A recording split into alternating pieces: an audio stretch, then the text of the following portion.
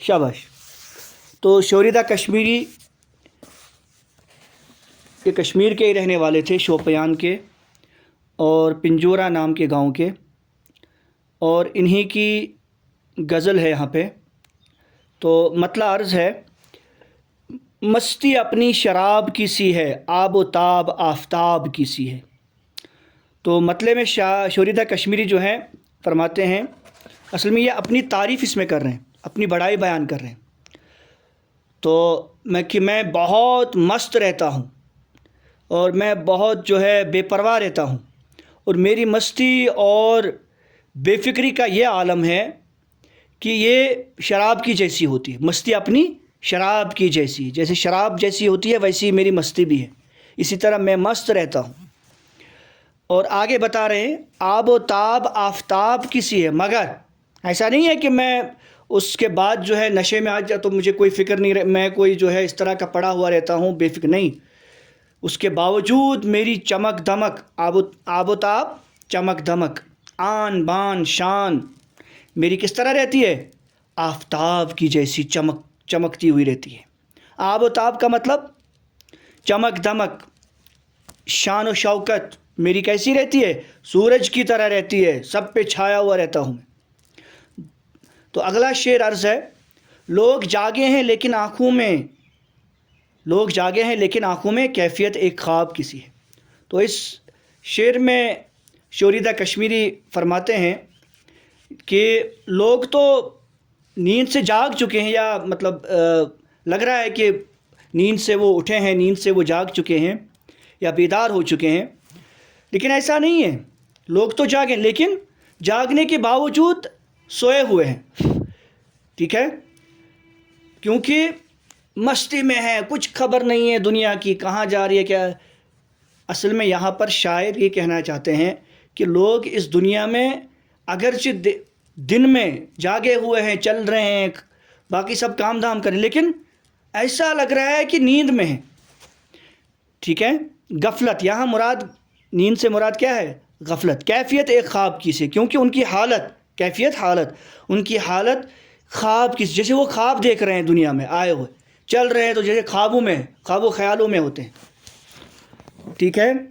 अगला शेर देखिए, रोज़ो शब है कोई फ़िक्र, रोज़ो शब है कोई फ़िक्र, फिर क्या है ये?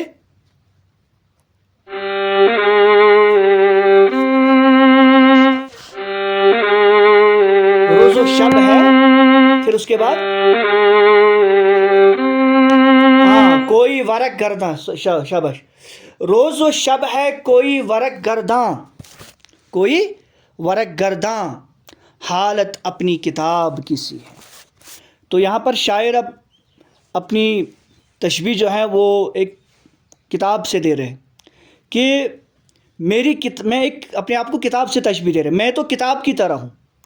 और रोज़ व शब, दिन रात, रोज़ दिन, शब रात, दिन और रात कोई इसका वरक उलट रहा, वरक गर्दा, वरक उलटना, सफ़े उलटना, टर्न करना, गर्दा का मतलब टर्न करना, वरक पेज। तो इसके मेरी किताब यानी मेरी ज़िंदगी का कोई वरक उल्टा रहा है, यानी हमारी जो असल में ज़िंदगी की किताब है ना, ये भी रोज़ एक एक पेज उसका उलट रहा है और ख़त्म हो रहा है धीरे धीरे। हमारी ज़िंदगी एक किताब की तरह है, एक एक पन्ना, एक एक पेज जो है, एक एक सफ़ा जो है, रोज़ इसका आगे बढ़ता जा रहा, आगे बढ़ता जा रहा, और आखिरकार ये किताब ख़त्म हो जाएगी, यानी कुल मिला के हमारी ज़िंदगी ख़त्म हो जाएगी। हालत अपनी किताब की, और हमारा इस पर कोई कंट्रोल, यानी हम रोक सकते हैं अपनी ज़िंदगी, इस वरक जो हमारी किताबों से, जो हमारी ज़िंदगी की किताब से ये जो वरक उलट रहे हैं, क्या हम इसको रोक सकते हैं? नहीं रोक सकते। क्यों? अपनी हालत उसी किताब की। जिस तरह किताब अपने ऊपर, मतलब वो पढ़ने वाले को नहीं रोक सकता है कि वो उसके वरक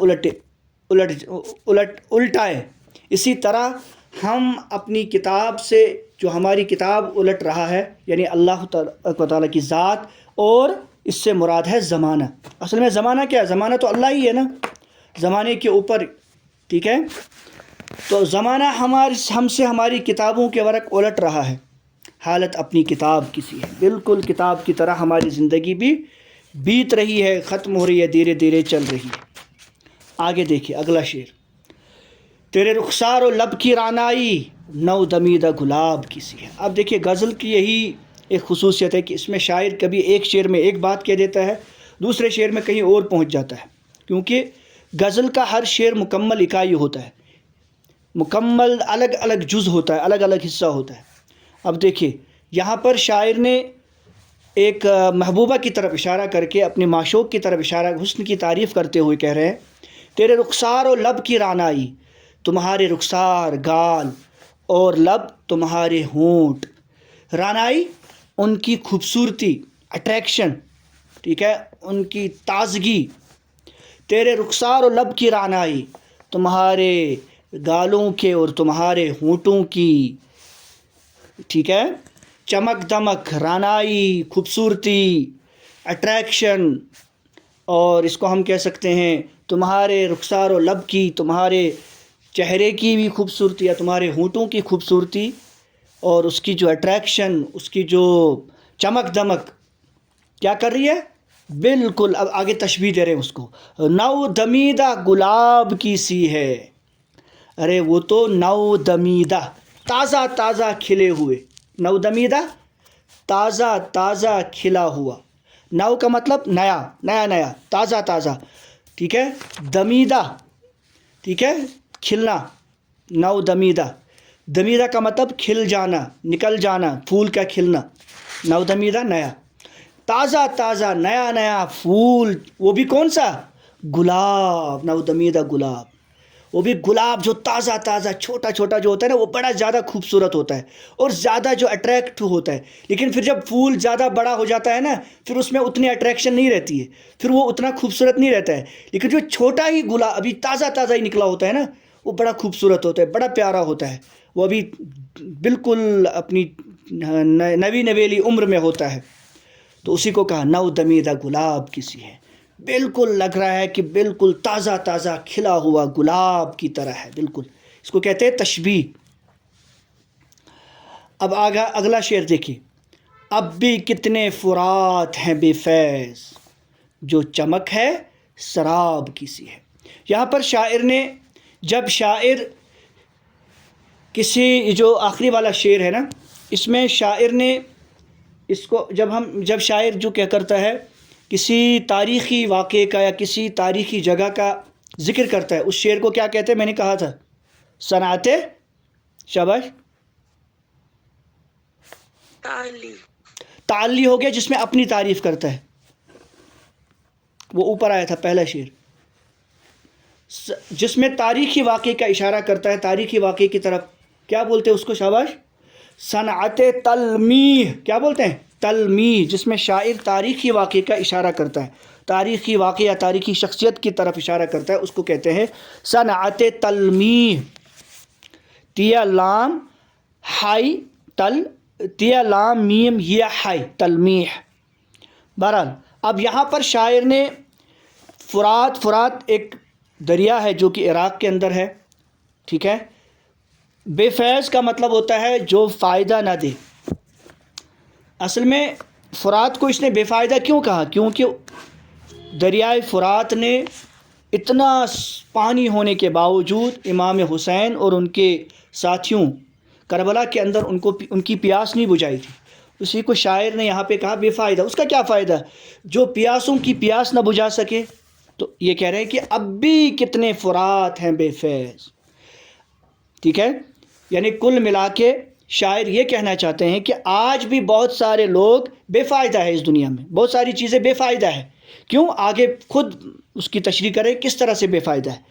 جو چمک ہے سراب کی سی ہے، کیونکہ ان دریائے فرات کی طرح جو ہے ان میں بھی تازگی ہے، دور سے لگ رہا ہے کہ کچھ ہے، ان میں جو چمک ہے، لیکن وہ سراب کی سی ہے، وہ دھوکے کی سی ہے۔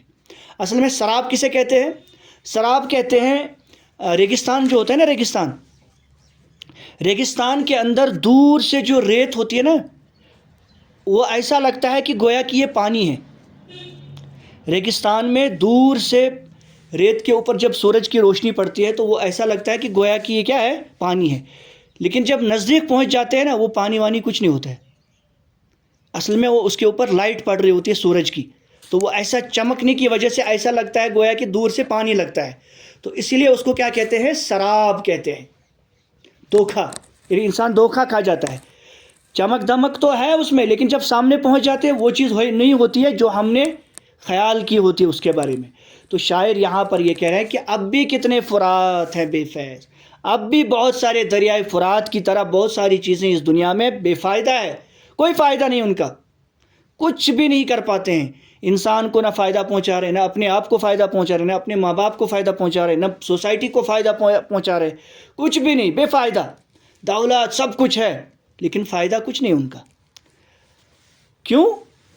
آگے بتا رہے ہیں کہ جو چمک ہے نا اس میں، اس زندگی میں، اس نام نہاد کی زندگی میں، اس نام نمود کی زندگی میں، دکھنے میں لگ رہا ہے شاید زبردست پتہ نہیں کیا ہوگا، لیکن چمک جو ہے نا اس میں وہ دھوکے کی ہے، وہ دھوکہ اور سراب ہے، ٹھیک ہے۔